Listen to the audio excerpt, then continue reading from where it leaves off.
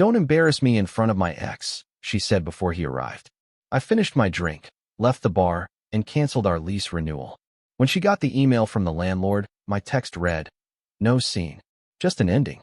I, 28, male, was sitting across from my girlfriend of 2 years when she leaned in and said the words that ended us. "Don't embarrass me in front of my ex." He wasn't even there yet. We were at the bar she'd chosen, the one she said was neutral ground for their coffee that had somehow become drinks. She'd insisted I come along. Proof everything was innocent, she'd said. Nothing to hide. But watching her check her reflection in the darkened window for the 3rd time, adjusting her neckline in the glass, I understood. I wasn't her boyfriend tonight. I was the prop. The proof she'd moved on. The guy who wasn't supposed to talk too much or laugh too loud or remind her ex that she'd chosen someone else. I finished my drink. The ice clinked against the glass as I set it down. I stood up. "Where are you going?" I didn't answer. I walked out while she was mid-sentence, her voice rising behind me in confusion, then irritation. The bartender glanced up as I passed. I left a 20 on the bar top and pushed through the door into the parking lot. In my car, engine running, I pulled out my phone and opened the property management portal. The lease renewal deadline was tonight at midnight. One decision. One click. Decline to renew. Submit. The confirmation screen loaded. Submission received, 8:47 p.m. The landlord's automated system would process it within the hour. She'd get an email. Cold. Official. 60 days to vacate. I opened my messages and typed 4 words. No scene. Just an ending. Send. Then I drove home to start packing my things. But there had been scenes before. I just hadn't been watching closely enough.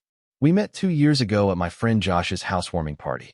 She was funny, sharp, easy to talk to. We started dating a week later. Everything moved naturally. Dinners, weekend trips, meeting each other's friends. At the 1-year mark, she suggested moving in together. Her lease was ending. Mine was month to month.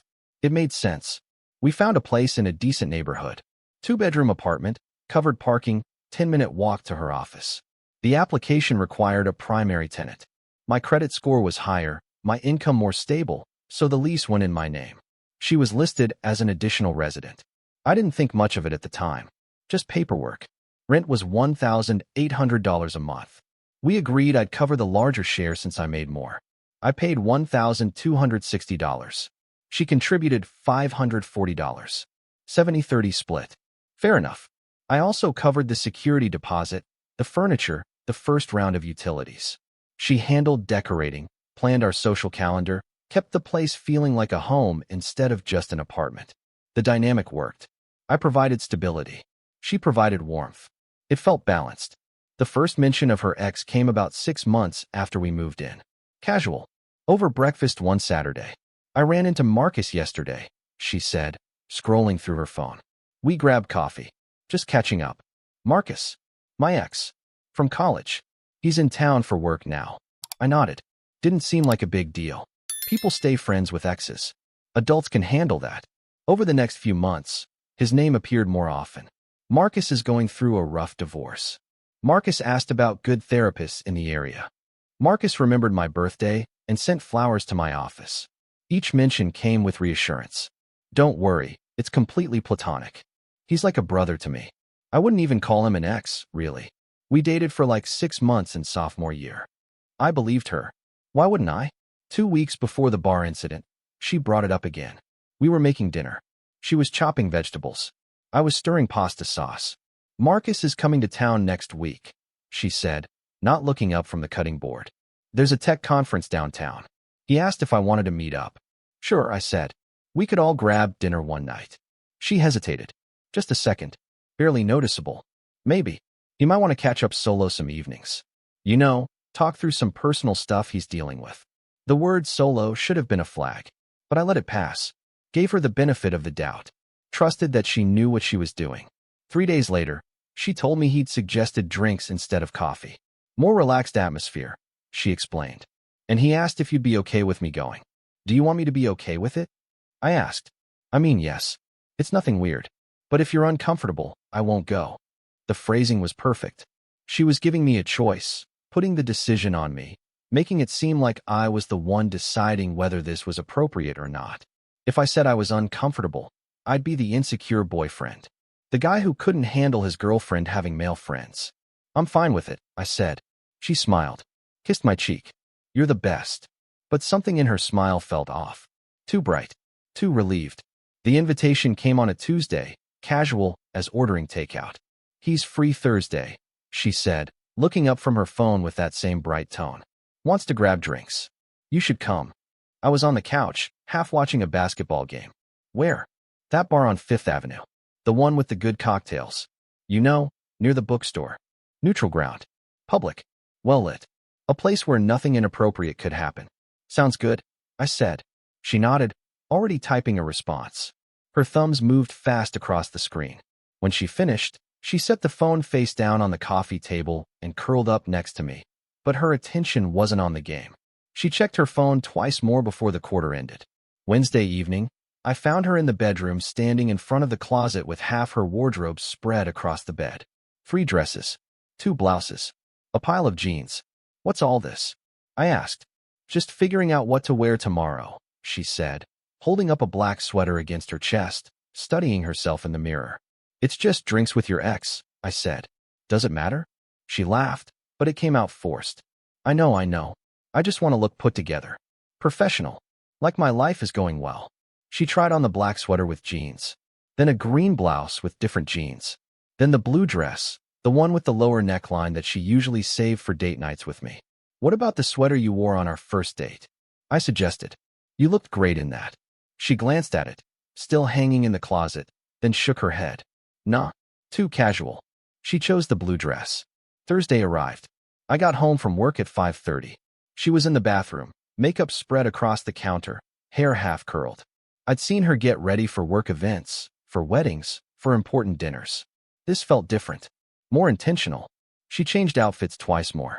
First the blue dress, then back to the green blouse, then the blue dress again. You look great, I told her. Let's go. In the car, she checked her reflection at every red light, adjusted her hair, reapplied lipstick at a stop sign. Her phone buzzed twice. She read the messages, typed quick responses, smiled at the screen. He's probably bringing someone, right? I offered. Like a coworker or something? No, she said, still looking at her phone. He's solo, going through a tough time with the divorce. Needs to vent. We arrived at the bar at 7:15. 15 minutes early. She'd insisted on that. Don't want to keep him waiting, she'd said. Inside, the place was half full. Dim lighting, exposed brick walls, a long mahogany bar with leather stools. She scanned the room, didn't see him yet, and led us to a booth near the window. Good lighting there. She slid in, checked her reflection in the window glass one more time, adjusted her necklace. The waitress came over. I ordered a beer. She ordered a Moscow Mule. Moscow Mule. I said, that's your special occasion drink. She laughed it off, waved a hand. It's just a drink. I like them. But she only ordered Moscow Mules on birthdays, anniversaries, promotions. Moments that mattered. The bartender, a guy in his 30s with a beard and sleeve tattoos, walked past our booth on his way to the back. He recognized her, nodded. Date night? He asked, smiling. She didn't correct him, just smiled back. Something like that. My phone was in my pocket. Hers was on the table, face up, screen lighting up every 20 seconds. She checked it again, typed something, smiled. He's 5 minutes away, she said. Then she leaned across the table. Her voice dropped. Serious now. Just be cool tonight, okay? What does that mean? Just don't make it weird. He knows we're together, but let's keep it light. Casual. Don't overdo the boyfriend thing. I stared at her. The boyfriend thing. You know what I mean.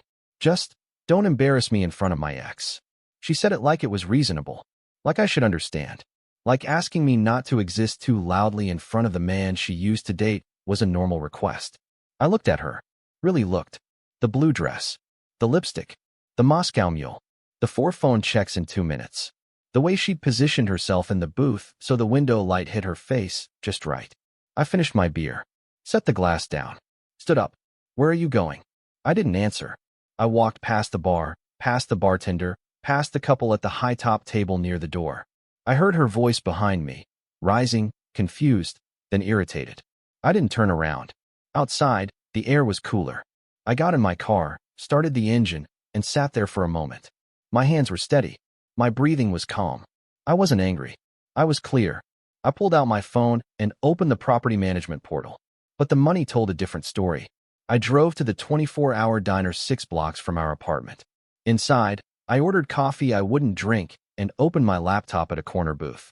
The fluorescent lights hummed overhead. A couple sat 3 tables over, barely speaking. The waitress refilled my cup without asking. First stop, Venmo. I logged into the joint account we used for shared expenses. Groceries, utilities, household supplies. Equal access. Equal responsibility. That was the agreement. I scrolled back through the transaction history. January, February, March, April. There. February 14th. $150 sent to Marcus Chun. Note, emergency. March 3rd. $200 sent to Marcus Chun. Note, help with moving. April 19th. $300 sent to Marcus Chun. Note, loan payback later. 3 transactions. $650 total. From the account, I funded every month with $400 deposits for shared costs.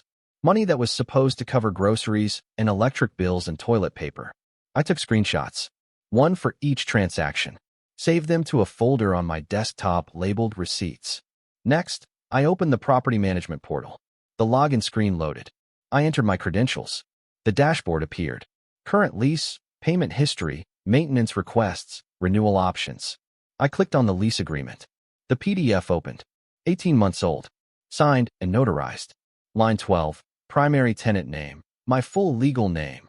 Line 13, co-occupants, her full name, listed as additional resident. No lease obligation. I read it twice. She wasn't a co-tenant. She was an additional resident. A guest with permission to live there. No legal claim to the lease. No obligation to the landlord. If I left, she had no right to stay. I'd forgotten that detail. Or maybe I'd never fully understood it. When we signed, it seemed like a technicality, a formality. Now it was leverage. The renewal section showed 3 options: renew with same co-occupant, renew solo, remove co-occupant, decline renewal, vacate in 60 days, deadline. Tonight, 11:59 p.m. I clicked on payment history. 18 months of records. Every month, $1,800 withdrawn from my checking account on the 1st. Automatic payment. On time. No missed months. Then, further down, a separate section, co-occupant contributions. Her direct deposits. $540 per month. Every month. Marked as rent share. The math was simple. I paid $1,260. She paid $540. 70/30th split. For 18 months. Total paid by me. $22,680 total paid by her. $9,720. I opened a new tab and searched for studio apartments in our area. Cheapest option, $950 per month. Average, $1,100. She made $48,000 a year. After taxes, roughly $3,200 per month. Rent at $1,100 would be 34% of her income. Doable, but tight. Very tight. Then I logged into our shared checking account.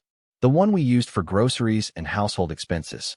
The one I deposited $400 into every month. The one she contributed $200 to. Current balance, $847. Security deposit for a new apartment would run $1,800 minimum. First and last month's rent would be another $2,200 at least. Move-in costs, for $1,000 on the low end. She didn't have it. I closed the laptop, opened it again, went back to the property management portal, stared at the 3 options. Renew with her, renew without her, decline entirely. My finger hovered over option 3. I thought about the blue dress, the Moscow Mule. Don't embarrass me in front of my ex. I clicked decline renewal. A confirmation box appeared. Are you sure? This action cannot be undone. I clicked yes. The screen refreshed. Submission confirmed. Timestamp, 8:47 p.m. Confirmation number 84729. A second message appeared. Notification will be sent to all lease parties within 30 minutes. I closed the laptop, opened my phone, went to my messages, found her name, typed. No scene, just an ending. Sent. The portal displayed 1 word. Submitted. Update 1 at 9:18 p.m. The landlord's automated system sent the notification. I wasn't there to see her face when she opened it, but I know exactly what the email said. I got a copy too. Subject, lease renewal decision. Our address, body. Dear residents, this message confirms that the primary tenant has declined to renew the lease agreement for the above property. Per the terms of your lease, the move-out date is 60 days from receipt of this notice. Move-out date.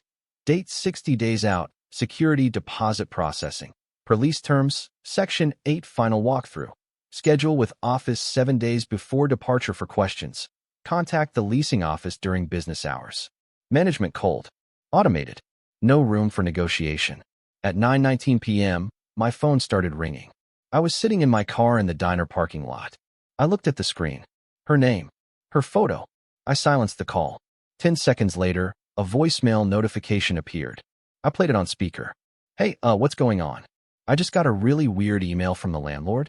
Something about move-out dates? Call me back. Her voice was confused. Not angry yet. Just thrown off. I deleted the voicemail. Didn't respond. 9:31 p.m. Another call. Another voicemail.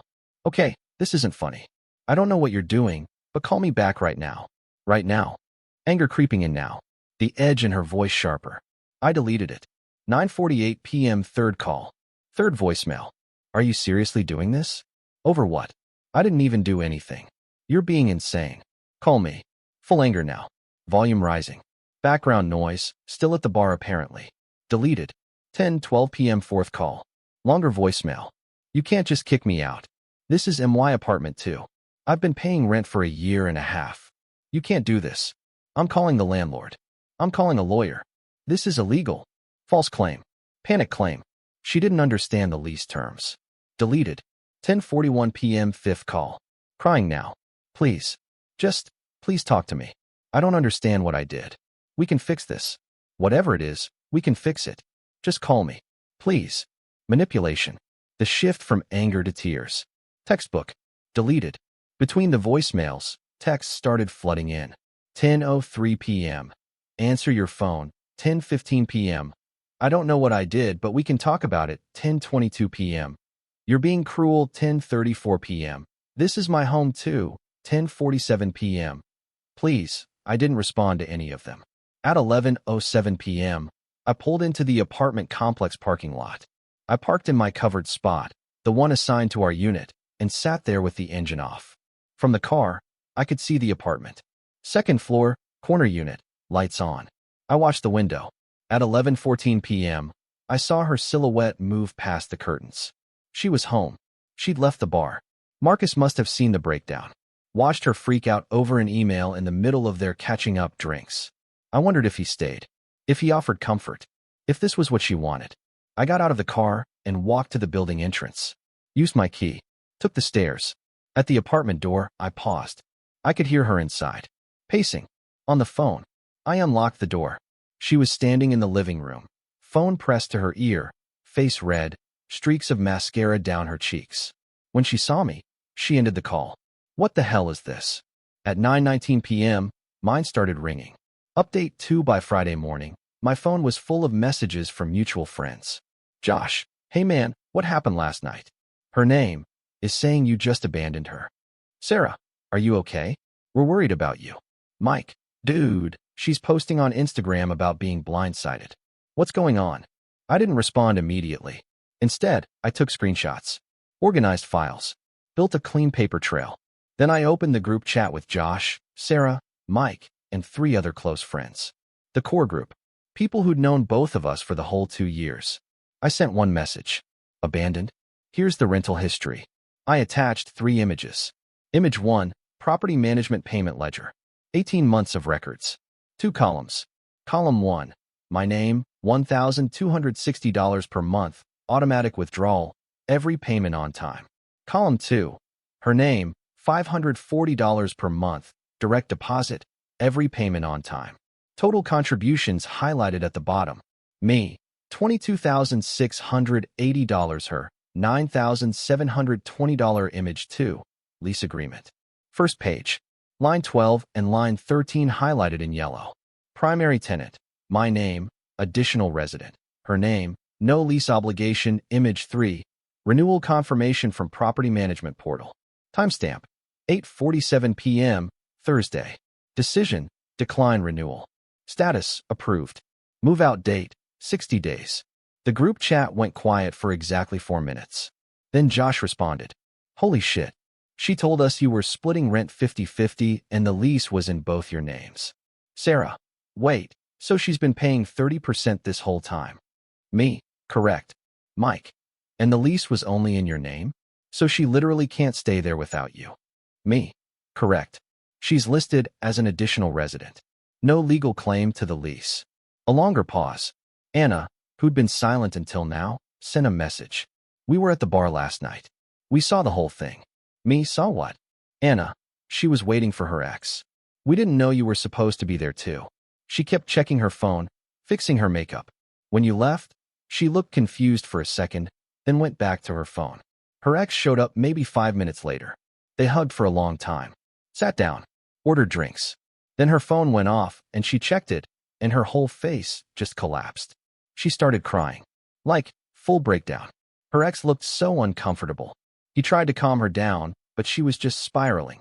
He left after like 10 minutes. The group chat exploded. "Sarah, what, Mike? She invited her ex to drinks and told you not to embarrass her." Josh, that's what this was about. I sent one more screenshot. Venmo history. 3 transactions. $650 total. Sent to Marcus Chun. Notes. Emergency. Help with moving. Loan payback later. Me. From our joint account. The one I fund with $400 every month for shared expenses. Sarah, Jesus Christ. Mike. So she's been secretly sending money to her ex, using your money, while planning to meet up with him? Me. That's what the receipts show. Josh. And then she had the nerve to tell you not to embarrass her in front of him? Me. Correct. The dynamic shifted. I could feel it through the screen. The narrative was flipping. She'd gotten to them first with the abandoned story, painted herself as the victim, made me look like the villain. Now they had the facts. Anna sent another message. "For what it's worth, I think you handled this perfectly. No drama. No scene. Just done." Sarah agreed. That lease move was cold but fair. Mike. She really can't afford to stay there alone, can she? Me. Studio apartments in our area start at $950. She makes $48,000 a year. It's doable, but very tight. Security deposit and move-in costs are the bigger problem. She'd need at least $4,000 up front. Our shared checking account has $847. Another long pause. Josh, does she know all this? Me, she will. But the receipts were already spreading beyond my inbox. Update 3 Saturday afternoon, her Instagram story appeared. A plain black background with white text. "When someone you trusted just decides you're disposable." 2 years gone. No warning. No conversation. Just gone. But I guess that's how you find out who someone really is. Broken heart. The post got likes immediately. Comments rolled in. "I'm so sorry, babe. You deserve better. His loss. What a coward. I didn't follow her anymore." But Anna sent me a screenshot. Then, 20 minutes later, Anna sent another screenshot. The bartender from Thursday night had commented. "Didn't you tell him not to embarrass you in front of your ex right before he left? I served you both." Man just finished his beer and walked out. The comment had 43 likes in 5 minutes. Her reply, deleted 3 minutes later, but Anna had screenshotted it. That was taken out of context. The bartender's follow-up, still visible. "I heard it pretty clearly. Your ex showed up right after. Saw the whole thing. By the time I checked an hour later, the post was gone entirely. Her best friend Megan texted me directly. She's a mess. She's been crying all day. She wants to know if you'll reconsider. She's already applied to 3 apartments, but none of them will approve her without a cosigner." I didn't respond. Sunday morning, she tried a different angle. A text to me, formal and cold. "My lawyer says you can't just kick me out. I have tenant rights. You're required to give me proper notice, and I'm entitled to stay until the lease ends naturally. This is illegal." I screenshotted the text, opened my email, and forwarded it to the property management office with a short message. "Additional resident is threatening legal action regarding lease non-renewal. Please confirm lease terms." The response came Monday morning at 9:47 a.m. From Property Management Legal Department. Subject. Lease non-renewal inquiry. Dear, my name. Per your lease agreement, additional residents hold no lease obligation and no tenancy rights beyond those granted by the primary tenant. Your decision to decline lease renewal is legally binding. The 60-day notice period satisfies all legal requirements under state landlord-tenant law. Additional residents must vacate by the specified move-out date. If the additional resident refuses to vacate, primary tenant may file for formal eviction, though this is rarely necessary. Move-out date stands as specified. Date: please contact our office with any additional questions. Property manager name: legal department. I screenshotted the email. Saved it. Sent a copy to Megan with no additional comment. Her response: wow. Okay. Apparently, she tried calling the landlord directly Sunday afternoon. Got transferred to the legal department. They told her the exact same thing. No lease claim. No tenant rights. Move-out date is final. Her last text to me came Tuesday evening. You've ruined everything. My credit is ruined because I can't find a place in time. My friends are asking questions I can't answer. I hope you're happy. I hope this was worth it. I stared at the message for a long time. Then I typed. I didn't ruin anything. I just stopped paying for it. Send. Her last text came at 2:43 a.m. You've ruined everything. She found a place 3 weeks later. I know because Anna mentioned it in the group chat. Helped her name move today. New place is rough. I didn't ask for details, but Anna sent them anyway. Studio apartment. $950 a month. 40 minutes by bus from her office instead of a 10-minute walk. Shared laundry in the basement instead of in-unit washer and dryer. Street parking instead of covered garage. No dishwasher. One window. Her Instagram post showed up that evening. A photo of a blank white wall, an air mattress on the floor, a single lamp in the corner. Caption: new beginnings. Starting over. Building something better. Seedling. The comments were supportive. You've got this. Fresh starts are beautiful. Proud of you. But I could see through it. The forced optimism. The empty room. The air mattress she'd probably borrowed because she couldn't afford a real bed yet. Anna's group chat message gave more context. She's barely holding it together. Crying every few hours. Said she can't believe this is her life now. The ex, by the way, offered moral support, but wouldn't help financially. When she asked about moving in together, he apparently said he's not ready to live with anyone yet. So that plan fell apart fast. Mike, ouch. Josh, she really thought he was going to rescue her? Anna, I think she thought she'd have options. Turns out she didn't. Over the next 2 weeks, her social media shifted. Posts about starting over and learning who your real friends are. A few subtle digs. Some people show you who they are when you need them most. It's easy to love someone when things are good. Real character shows when things get hard. I didn't engage. Didn't comment. Didn't like or react to anything. I'd already moved. 10th floor corner unit. 1-bedroom apartment. $1,100 a month. Downtown. 3 blocks from the best coffee shop in the city. Walking distance to the park, the gym, the grocery store. Floor-to-ceiling windows. A view of the skyline. Better building. Better location. Better life. The math was simple. In the old apartment, I was paying $1,260 for my share of a place I didn't fully enjoy. Now I was paying $1,100 for a place that was entirely mine. I was saving $160 a month just on rent. Add the $540 I was no longer covering for her, and I was saving $700 a month total. $8,400 a year. I opened a high-yield savings account and set up automatic transfers. $700 every month. Labeled the account Freedom Fund. Josh came over the first weekend after I moved in. Brought beer. We sat on the balcony and watched the sunset. This place is great, he said. Yeah, I said. It is. You doing okay? Better than okay, I said. I'm good. He nodded. Didn't push. We drank our beers and watched the city lights turn on one by one. The apartment she found was smaller, darker, farther from downtown. 6 weeks after the move-out date, I was sitting at my desk, laptop open, reviewing my finances. The Freedom Fund account showed a balance of $4,347. 6 weeks, roughly a month and a half. I'd deposited $700 each month, plus a lump sum from selling furniture I didn't want to move. The couch we'd picked out together. The dining table she'd insisted we needed. The dresser that didn't fit the new apartment layout. $1,200 from furniture sales. $2,800 from saved rent. Another $347 from cutting subscription services we'd shared. Streaming platforms I never used. A meal kit delivery she'd loved. I opened a new browser tab and searched for flights. Iceland. 3 nights, For days. $890 round trip. Hostel accommodation, $45 a night. Total trip cost, roughly $1,200. Japan. 1 week. $1,450 for flights. Capsule hotels and budget stays, maybe $400 total. Rough estimate, $2,200. Portugal. 10 days. $980 flights.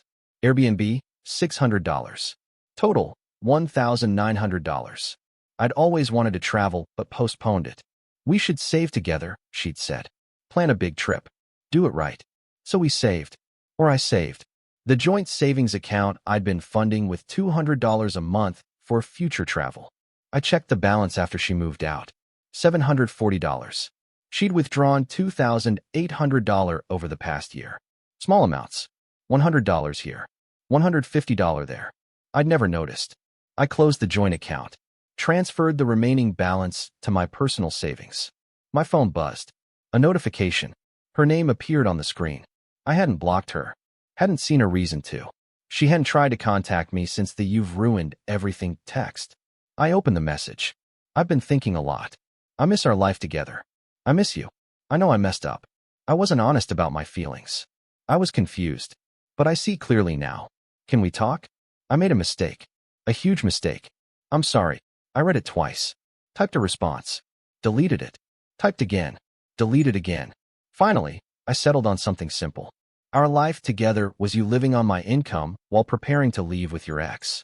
That's not a life to miss. Take care. Send. Then I blocked her number. The group chat hadn't mentioned her in 3 weeks. They still invited me to gatherings. Game nights at Josh's place. Brunch on Sundays. A birthday dinner for Sarah next month. Last weekend, we met at a rooftop bar downtown. The same group. Josh, Sarah, Mike, Anna, 2 others. They asked about the new apartment.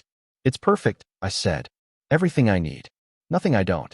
Anna raised her glass. To knowing when to walk away. Everyone clinked glasses around the table. Mike leaned over. For real though, man. That lease move was legendary. Cold. Surgical. No yelling, no drama. Just consequences. I shrugged. I just stopped paying for something that wasn't working. Later that night, back at my apartment, I scrolled through my phone. Cleaning out old photos. Making space. I found one from that night at the bar. The booth. Her blue dress. My beer. The window lighting. Her checking her phone. I stared at it for a moment. Then I deleted it. No anger. No bitterness. No regret. Just empty space where something used to be. I opened my banking app. Looked at the Freedom Fund balance. $4,347. I booked the flight to Iceland. 3 nights. For days. Solo trip. Reykjavik, the Golden Circle, the Blue Lagoon. Departure date, 3 weeks. The confirmation email arrived. I saved it to a folder labeled New Chapters. My phone stayed quiet. No more texts from her. No more Instagram stories about starting over or learning hard lessons. The mutual friends had stopped mentioning her entirely. It was like she'd faded out of the narrative. A chapter that had ended. A plot line that had been resolved. I stood on my balcony, 10th floor, corner unit, and looked out at the city. Lights everywhere. People living their lives. Moving forward. I thought about the bar. The command. Don't embarrass me in front of my ex. I thought about the lease portal. 1 click. 1 decision. I thought about the email. Cold. Automated. Final. No scene. Just an ending. Some people apologize when they lose what they took for granted. I just learned to stop providing what they never valued. The city stretched out in front of me. Wide open. Full of places I hadn't been yet. Experiences I hadn't had. A life I was building on my terms, with my money, for my future. I finished my drink. Went inside. Closed the door. And didn't look back. If you've ever been made to feel small in a relationship, I want you to drop a comment. Just say I get it. And yeah, subscribe if you want more stories like this.